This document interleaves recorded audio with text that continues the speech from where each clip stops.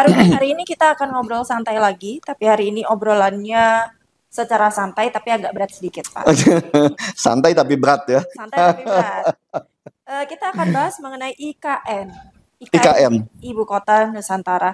Pak Rudi, IKN sering disebut-sebut sebagai warisan gelap Jokowi. Sebelum kita bahas kenapa disebut warisan gelap, saya ingin tahu pendapat Pak Rudi terlebih dahulu. Menurut Bapak IKN ini penting nggak sih, Pak? Gini ya, bahwa pemindahan kota Jakarta sebagai ibu kota negara itu memang sesuatu yang tidak bisa dipungkiri. Karena sudah terlalu padatnya kota Jakarta ya. Itu dilakukan oleh banyak negara lah. Bukan hanya di Indonesia nih. Amerika juga melakukan itu, Malaysia melakukan itu. Hampir inilah ya. Tapi bahwa dipilihnya IKN itu untuk menggantikan kota Jakarta sebagai ibu kota negara baru nanti, memang suatu spekulasi yang cukup tinggi ya. Yang cukup tinggi. Cukup tinggi kenapa saya bilang cukup tinggi? Karena jarak tempuh atau jarak pemindahannya itu yang sangat jauh. Itu yang pertama. Kedua, IKN yang ada di Kalimantan itu adalah sebuah daerah yang memang boleh kita sampaikan masih hutan belukar ya. Sampai sekarang pun sebagian besar masih hutan belukar. Yang belum siap untuk menjadi sebuah kota satelit menampung pemindahan sebuah ibu kota menjadi ibu kota sebuah negara. Itu yang spekulasi yang sangat besar. Ya. Tapi ya kita karena ini masih berproses, sesuatu yang masih berproses kita tidak boleh mengambil satu kesimpulan apapun sebelum ini selesai. Apakah ini bisa selesai dan keberhasilannya itu bisa dinikmati oleh rakyat banyak, atau ini akan menjadi sebuah proyek mercusuar yang akhirnya hanya menjadi beban buat bangsa dan negara ini. Kita belum tahu dan kita tidak boleh mengambil keputusan itu. Ya. Kenapa?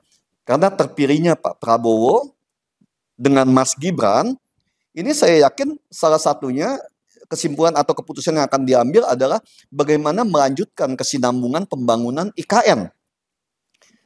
Ya, sebagai ibu kota negara baru kita nanti. Jadi kita masih dalam berproses, kita masih lihat. Ya, walaupun pembangunan itu masih sangat panjang. Ya, sama-sama kita inilah. Kita sebagai orang terdidik jangan mengambil sebuah kesimpulan untuk sesuatu yang belum selesai. Masih berproses ya. Saya rasa itu lebih bijaksana buat kita. Kita tidak boleh mengambil kesimpulan terlalu cepat. Tapi Pak, majalah Dunia dan juga salah satu pengamat dari Singapura mengatakan bahwa sebenarnya IKN itu adalah bentuk kemunduran demokrasi yang dibuat oleh Jokowi. Bagaimana tanggapan Bapak? Gini loh ya, pengamat asing, ya, itu kan mereka hanya tahu dari kulitnya aja. Mereka hanya tahu tuh dari luar dengan kejadian yang terjadi pada hari ini. Mereka tidak mengambil sebab akibat dari masalah demokrasi itu sendiri. Itu yang harusnya kita sebagai orang terdidik yang benar-benar mengetahui tentang kondisi bangsa ini dan sebab akibat adanya yang tadi dikatakan kemunduran demokrasi, itu harus benar-benar kita pahami. Ya. Karena mesti ingat, demokrasi kita ini bukan demokrasi berdasarkan Undang-Undang Dasar tahun 1945. Demokrasi kita ini berdasarkan Undang-Undang Dasar tahun 2002. Ya. Jadi itu mesti diingat di situ. Jadi permasalahan demokrasi itu sebenarnya sudah salah pada saat kita menentukan demokrasi pada Undang-Undang Dasar tahun 2002, yaitu dengan sistem one man one vote. Itu demokrasi kita udah ngawur di sana menurut saya ya. Karena gini, Singapura bisa bicara seperti itu karena pemerataan pendidikan dan SDM, tingkat kecerdasan masyarakat Singapura itu sudah hampir merata di sana. Ya. Kecerdasan mereka, IQ mereka itu sudah di atas 100 semuanya, kata-kata mereka. Nah, kita ini dengan sistem one man one vote pada saat masyarakat kita itu IQ-nya atau tingkat kecerdasannya baru 78,8. Jadi kalau kita ngomong lucu-lucuan aja nih ya, saya minta maaf semuanya nih ya. Gorila aja tingkat kecerdasannya ada yang di atas 80 itu kan. Ya, gorila, monyet itu kan ada yang kecerdasannya di atas 80. Ini saya mohon maaf ini ya, kita lucu-lucuan. Saya jujur saya minta maaf nih. Tapi kita bicara apa adanya di sini. Di sini satu yang tadi saya sampaikan, bagaimana dengan kecerdasan masyarakat yang masih sangat rendah ini, kita bisa berbicara tentang one man one vote. Pada saat yang sama,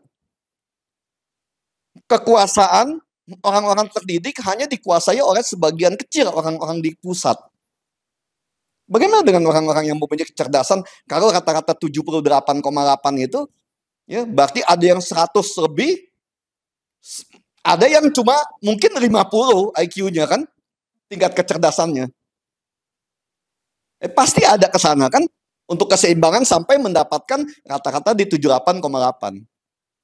Makanya saya sampaikan, saya berapa kali saya sampaikan di dalam mata kuliah yang saya bawa ya, yaitu mata kuliah kewarganegaraan, kebangsaan dan Pancasila. Saya sampaikan di sana ya. Pemimpin kita ya, atau pemimpin kemerdekaan kita, founding father kita yang membuat Undang-Undang Dasar 1945 itu sudah berpikir sangat matang tentang bagaimana sistem demokrasi di Indonesia yang diwakili oleh MPR.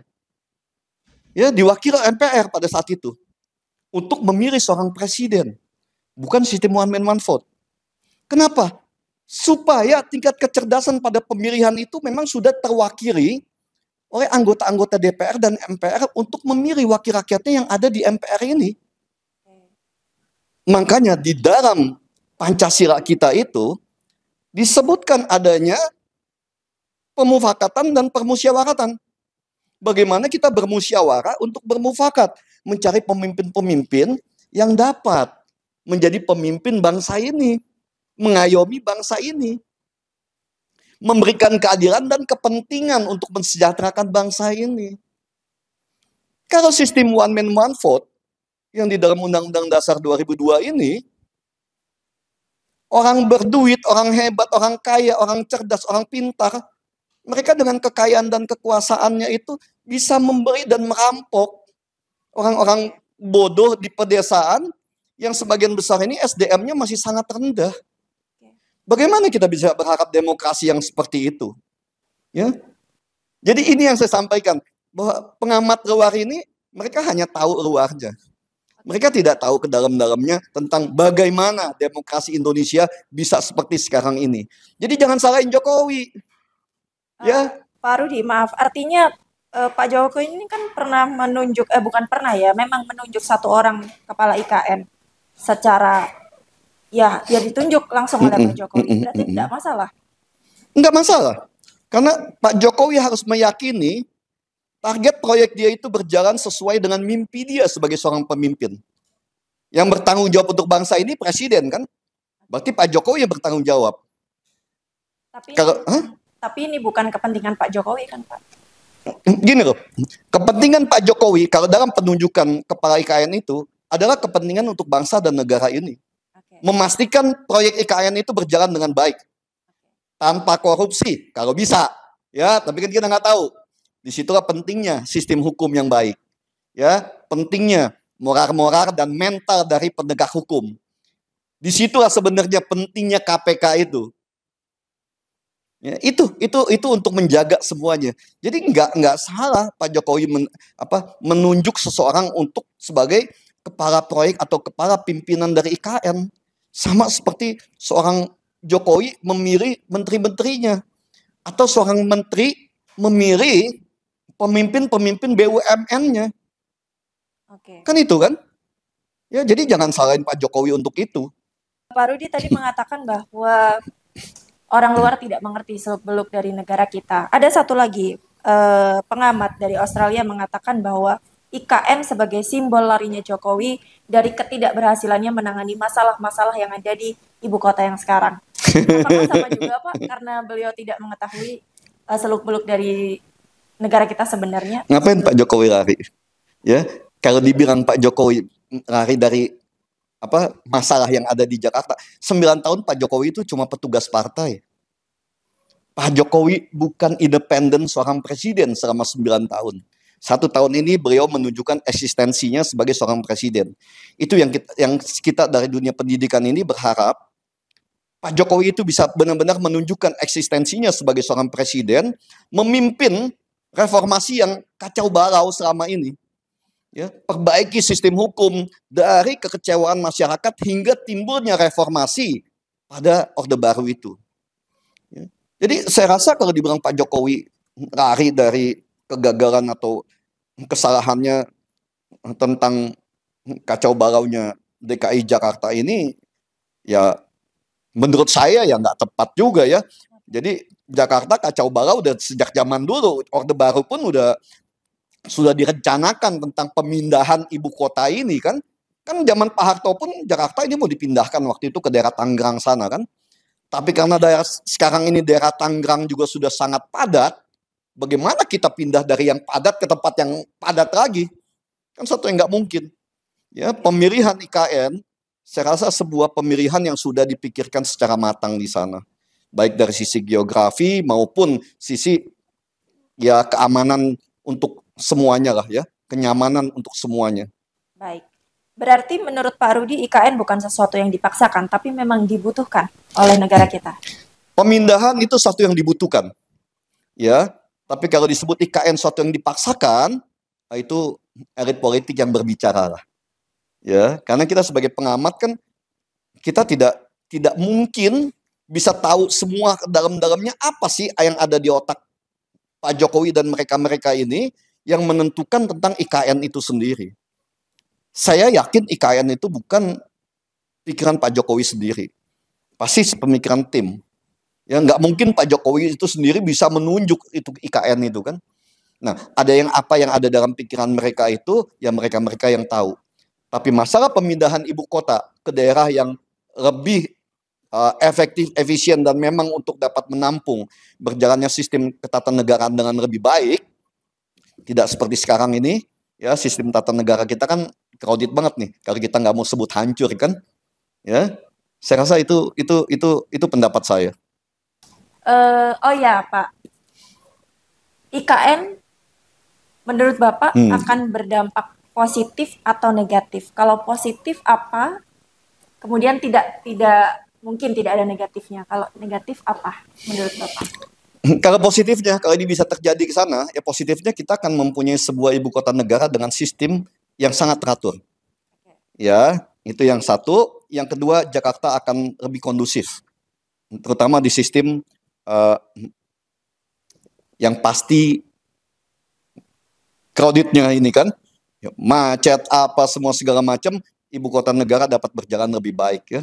Jadi kita nggak usah setiap hari mendengar kalau menteri atau pejabat-pejabat tinggi atau dari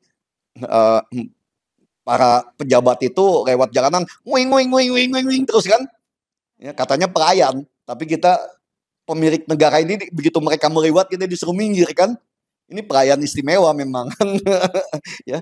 Tapi negatifnya nggak bisa kita pungkiri, pemindahan itu terlalu jauh untuk bisa membuat komunikasi antara masyarakat di sekitar yang ada hari ini dengan pusat pemerintahan kita yang ada di IKN itu.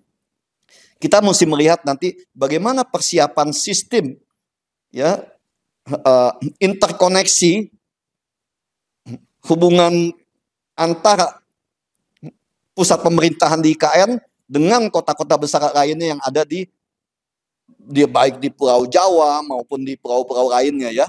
Karena tempatnya ini kan sangat jauh dengan posisi yang Jakarta. Kalau dijadikan nanti katanya akan ada undang-undang yang sedang dibahas itu DKJ kan, daerah khusus Jakarta. Mau dijadiin apa ini? Apakah akan dijadikan pusat bisnis, pusat kepentingan perdagangan, ya seperti Cina membuat Shanghai itu, Ya, Beijing sebagai ibu kota negara, Shanghai sebagai pusat kota perdagangannya, atau mau bagaimana? Ya, negatifnya itu tempatnya terlalu jauh. Apakah pengawasan itu bisa efektif atau tidak? Itu yang jadi pertanyaan kita. Oke. Ya. Baik. Terakhir Pak Rudi, pro kontra tentang IKN pasti masih akan berlanjut sampai nanti selesai prosesnya. Bahkan ketika IKN sudah berjalan pasti ada pro kontra. Pak Rudi sebagai pengamat hukum, pakar hukum, dan juga akademisi, bagaimana Bapak memberikan masukan kepada kami untuk merespon pro kontra yang seperti itu, Pak?